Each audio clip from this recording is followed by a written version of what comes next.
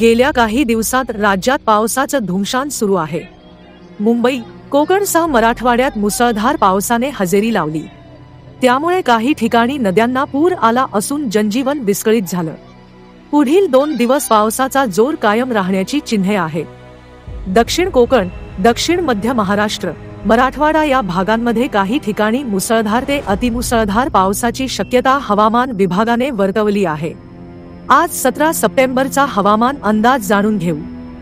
मुंबई शहर आणि उपनगरात मध्यम पावसासह अंशतः ढगाळ आकाश राहील।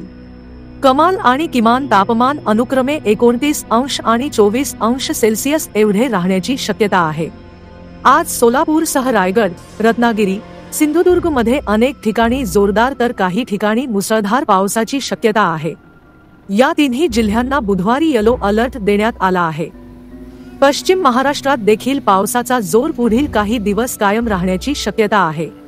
आज 17 सप्टेंबर रोजी कोल्हापूर वगळता पुणे, सातारा, सांगली आणि सोलापूर या जिल्ह्यांना हवामान विभागाने जोरदार पावसाचा इशारा दिला आहे।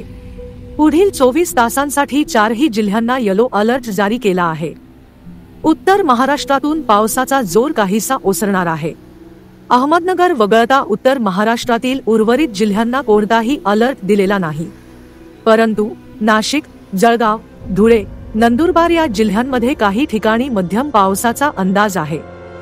विदर्भातील पावसाचा जोर कमी होण्याची चिन्हे आहेत।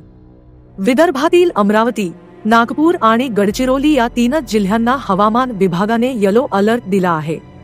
तर उर्वरित बुलढाणा, अकोला, वाशिम, यवतमाळ, वर्धा, भंडारा, गडचिरोली, गोंदिया या जिल्ह्यांमध्ये हलका ते मध्यम पाऊस होऊ शकतो।